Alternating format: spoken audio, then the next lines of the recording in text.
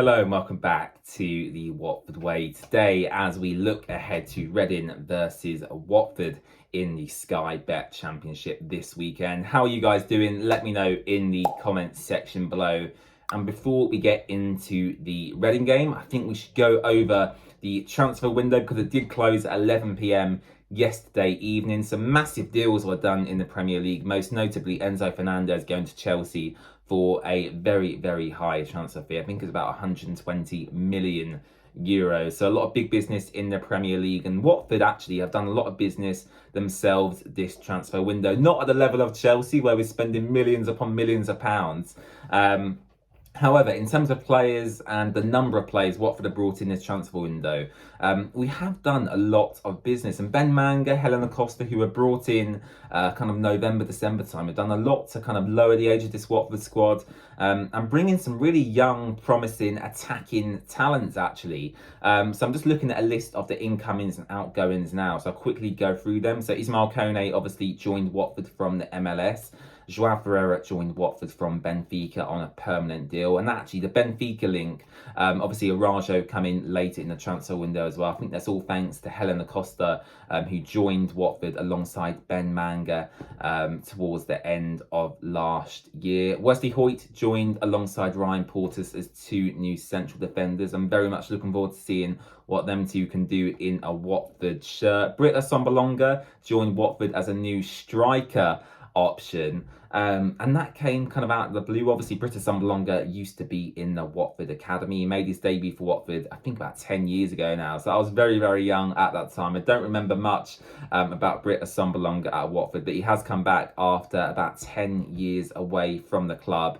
And yeah, you know, he's got a good record in the Championship. He did previously well at Middlesbrough as well. So I'm very much looking forward to seeing what Britta Sombalonga can do in this Watford side.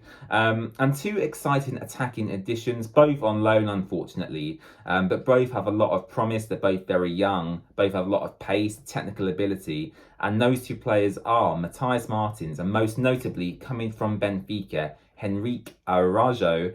Again, you know, Helena Costa using her links with the Benfica, system, the Benfica Academy, whatever you want to call it.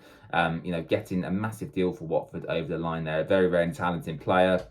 Again, can play in various positions along the front line. And in terms of incomings there, I mean, how many is that? 1, 2, 3, 4, 5, 6, 7. 7 incomings of Watford in this January transfer window.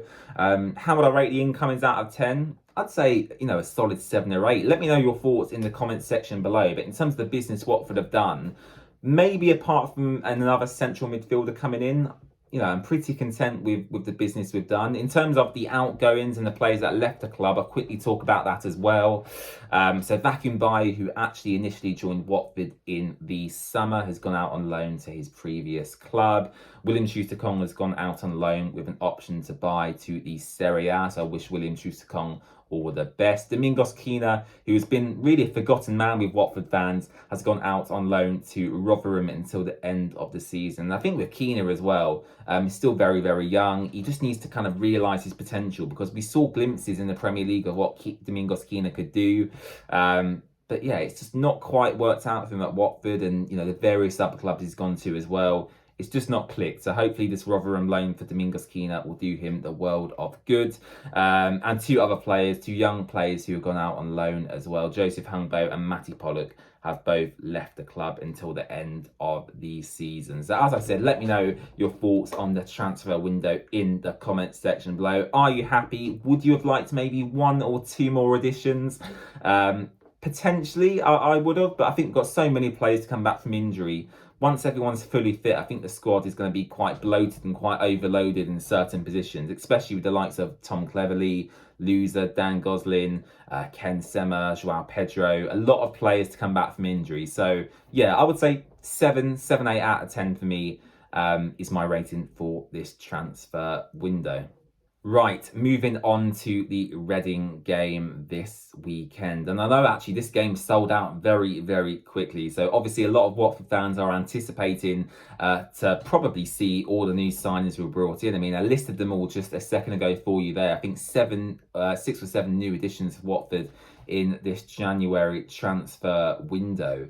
And it's going to actually make for a very interesting dynamic this weekend, because you have to look at it from the opposition manager's perspective from Paul Ince. They've done quite well this season. I think they currently sit 13th in the championship table. But for a manager to come up against a team with so many new additions, it must be quite hard to prepare for the game, because Slaven Bilic has mentioned already in a couple of his press conferences that he is looking to potentially change formation. Now, obviously, Watford have brought in quite a lot of attacking players in this transfer window, most notably Britta Sombalonga, Arajo and Matthias Martins. So potentially for me, obviously Watford have pretty much played this season a 4-3-3, and that's pretty much what we've seen game in, game out, week in, week out. I wouldn't be opposed to going to potentially a 5 at the back, obviously 3 centre-backs with then 2 wing-backs.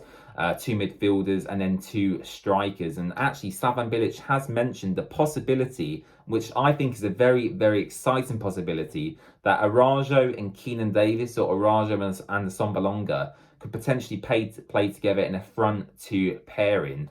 Now, obviously, for me, as quite a young Watford fan, looking back at previous years, the most kind of prolific and notable front 2 pairing we've had in recent times was Troy Deeney and Odion Ighalo back in the Championship, and obviously when we got promoted to the Premier League.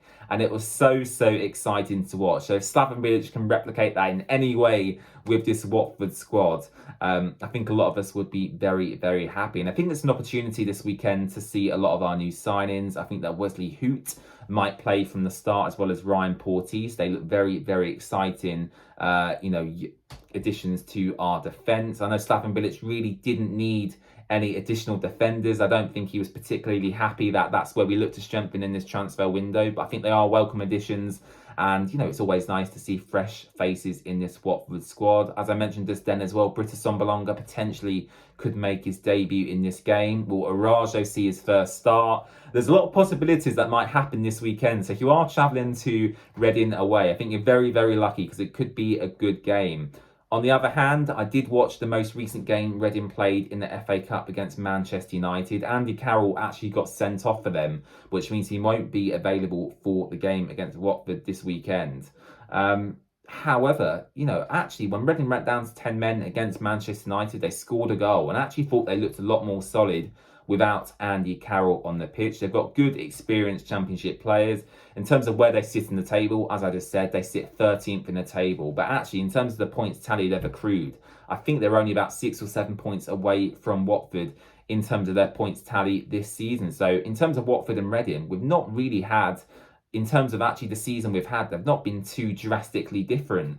And I know a lot of Reading fans are quite happy with what they've seen with Paul Ince so far as well. So I'm very excited for the game. Obviously, I hope Watford will win, but I can't help but feel a little bit nervous, because obviously I do want Watford to, finish as high as possible in the league this season. So in terms of my score prediction for this game, I think it might end in a score draw. I've got a horrible feeling it might end in a draw. Obviously, we beat Reading at Vicarage Road earlier in the season. They beat us in the FA Cup. So surely the only result left to be had between the two teams is a draw away at Reading. However, I am going to be a bit more optimistic. We brought in loads and loads and loads of new players.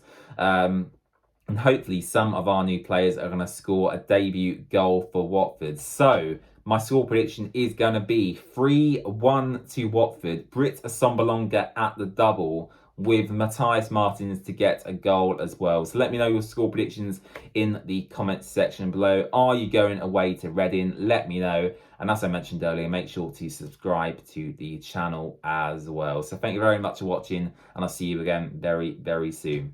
Bye-bye.